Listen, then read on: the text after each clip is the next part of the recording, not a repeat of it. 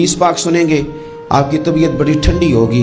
میرے نبی پاک صلی اللہ تعالیٰ علیہ وسلم نے ارشاد فرماتے ہیں کہ جو بندہ سوال سے بچنا چاہے گا، ارادہ کرے گا اللہ میں نے کسی سے نہیں مانگنا، فرمایا جو سوال سے بچنا چاہے گا رب اسے سوال سے بچا لے گا۔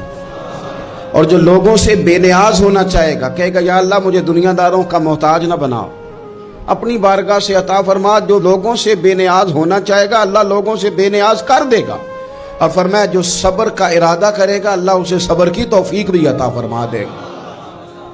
ارادہ تو کرے، پروگرام تو بنائے، توفیق تو اللہ دے گا۔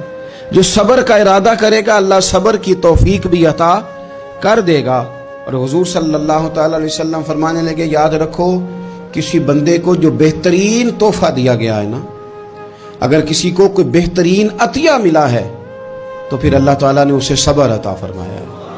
یہ بہترین تحفہ ہے، اس سے زندگی سنور جاتی ہے، اس سے انسان باوقار اور مطمئن ہو جاتا ہے، اس سے اس کے شب و روز آسانی سے بیتتے ہیں، وہ دنیا کی پگڈنڈیوں سے آسانی سے گزر کے اللہ کی بارگاہ عالی مرتبت میں سرخرو ہو کر حاضر ہو جاتا ہے۔ لیکن اگر بے حوصلہ ہو، صبر نہ ہو، پھر نقصان روز بروز بڑھتا ہے۔ اور پھر میرے رسول پاک صلی اللہ تعالی علیہ وسلم ارشاد فرماتے ہیں کہ اصل بات یہ ہے کہ اللہ تعالیٰ نہ کسی بندے کا درجہ بلند کرنے کا ارادہ فرماتا ہے، لیکن اس کے اعمال اس طرح کے نہیں ہوتے کہ اس کا درجہ بلند کیا جائے۔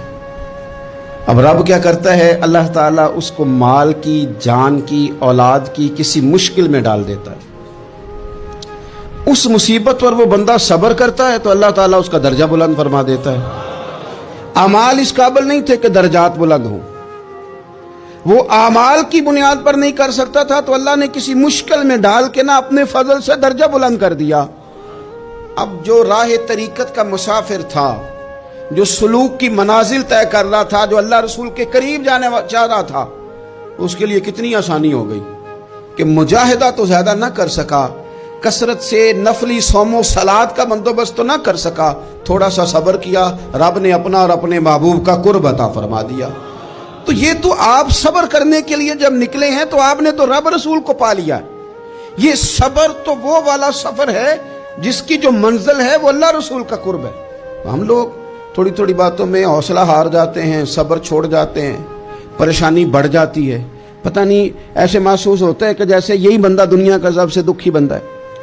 تو ایک تو یہ کہ ذاتی حیثیت سے صبر کرے، ایک یہ کہ پھر دشمن کا جب مقابلہ ہو، آمن نصبرو و صابرو، آپ کا جب مقابلہ سامنے کسی کے ساتھ ہو تو پھر تیر، تلواریں، اسلحہ، بندوقیں یہ نہیں زیادہ لڑتی، میدانوں میں حوصلے لڑتے ہیں، میدانوں میں صبر لڑتا ہے، میدانوں کے اندر توانائیاں لڑتی ہیں۔ میدان کربلا کے اندر کوئی مقابلہ نہیں تھا تیر کا تیر کے ساتھ، تلوار کا تلوار کے ساتھ کوئی مقابلہ نہیں تھا۔ میدان کربلا کے اندر ظلم کا صبر سے مقابلہ تھا۔